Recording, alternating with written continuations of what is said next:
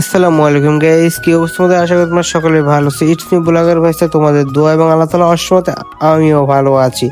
যেহেতু এখন পাটের সিজন, ধৈর্যের সিজন, সেই কারণে পাট খড়ি তো নিয়ে আসা হয়নি, ধৈর্য নিয়ে আসা হয়নি, সেই কারণে আমি আর কাকা যাইতেছিলাম।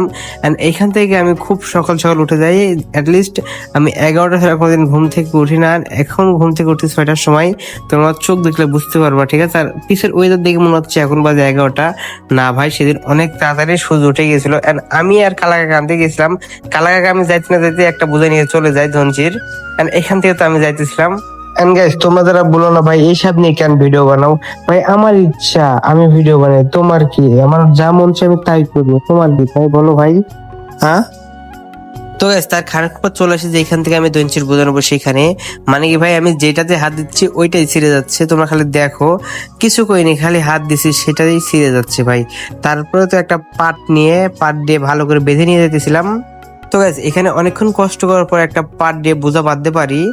তারপরে বোঝাখান নিয়ে আমি যাইতেছিলাম। এন্ড আমি বাপের কাজ করি। মানে কি ভাই, অনেক কষ্ট করে এক আটি বা এক বোঝা বাঁধা হয়েছে, নিয়ে যাচ্ছে এখন।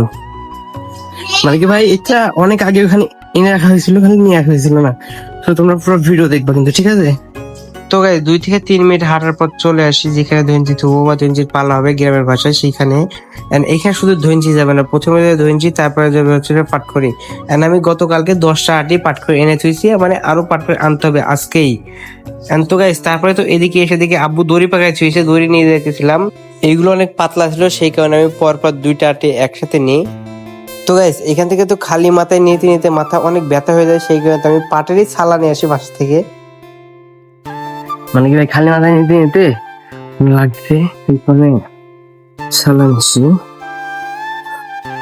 এদিকে তো আমি একটা নিয়ে গিয়ে হাঁপিয়ে গিয়েছি, আর কাকা পরপর 2-3 খান করে নিয়ে যাই। তারপরে তো আমি চলে আসি আবার নিতে। গাইস বাসায় গিয়ে শুনি নাকি এগুলা নাকি ভিজা, এগুলা বাইরে রাখা লাগবে। সেখানে তো কাকা এখানে বাইরে রাখতেছিল। গাইস তারপরে আমি আর কাকা একটা বোঝা থুয়ে একটা বোঝা আনতে যাই। তারপর এদিকে তাকাই দেখে আমার আবু বোঝা নিয়ে আসছে।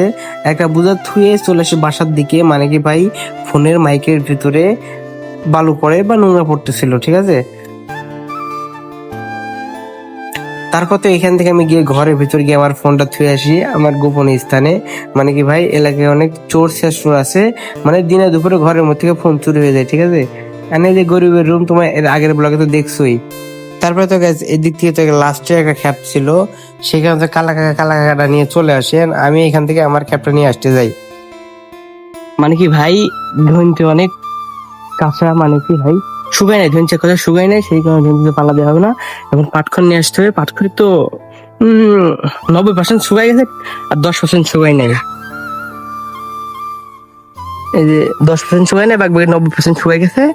আর ধনছি 50% শুকাইছে। এমনি উপরে দেখা যাচ্ছে যে আসলে শুকাই গেছে, কিন্তু ভিতরে শুকাই নাই। আজকে ব্লগে যাতে শেষ, দেখা হচ্ছে অন্য একটা ব্লগে। আমি যেহেতু সাপড়ি মানুষ, সাপড়ি ব্লগই বানাই। তোমরা দেখালে দেখো, না দেখো না দেখো, ঠিক আছে? আমার ইচ্ছা আমি ব্লগ বানাই, তোমার বাপের কি? যারা অপমান করো না তাদের জন্য ভিডিওটা।